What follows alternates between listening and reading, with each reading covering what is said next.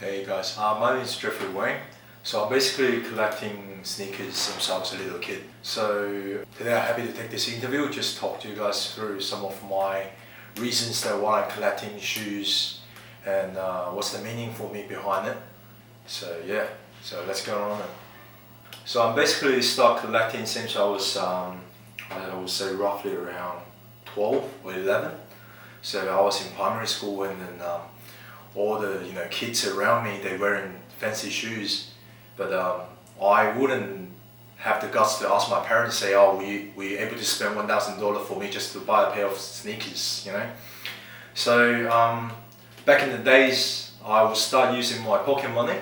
So you might, I'm Chinese, so from my background, so we do have the Chinese New Year, you get a red pocket and stuff, so you gotta save up for it, and then you can able to buy the pair of shoes that you really want. So from then to now, I think back in 10 years ago, so when I was in my early 20s, I start crazily buying shoes.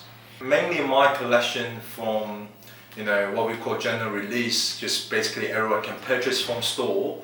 And now I will change my collection to more player exclusive, sample, all that kind of stuff. So basically what it means is they never release to the public.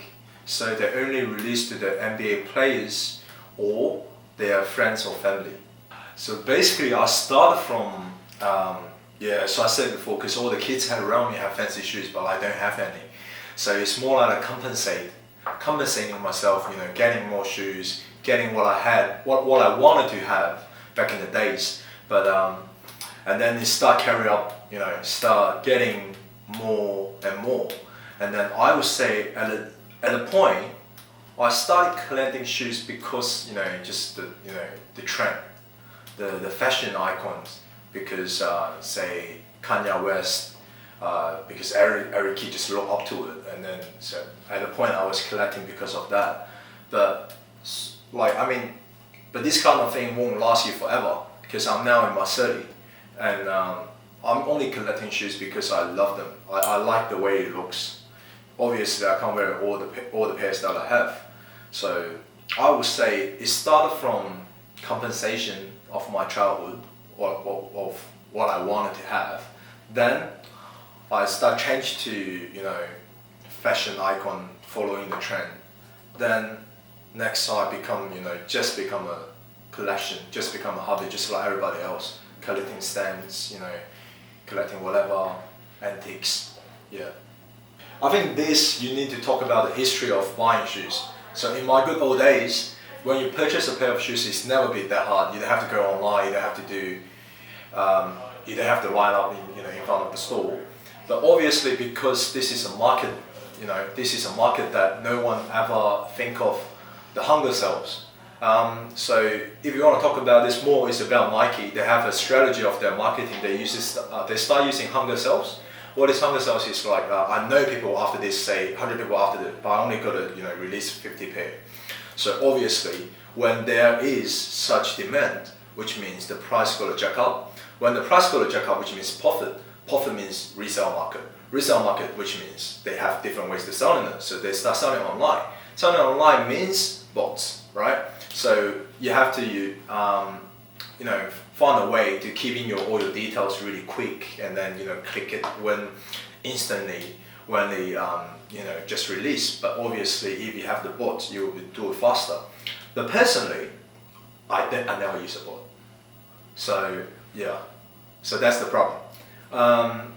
I think I did use something similar to it, but it's never bought. It's called eBay Sniper. So it's more like I'm entering the auction when I'm buying all the very fancy, not fancy, collectible pair of shoes, because the price goes up really high.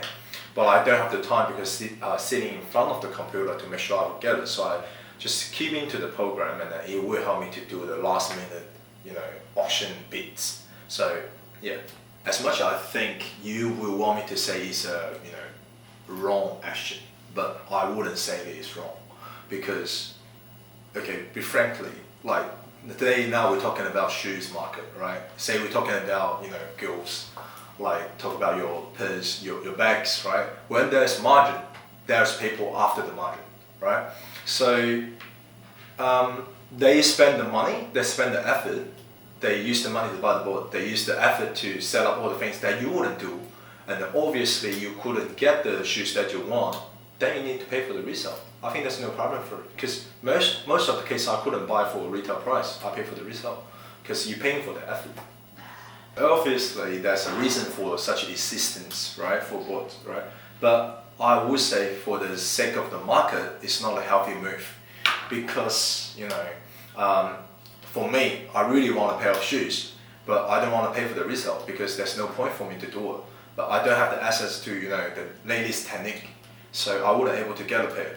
And then what is you know, causing all this problem is because these people using the bots buying shoes, they're buying a lot of shoes. They're not buying the pair just for themselves, they're buying for the resale.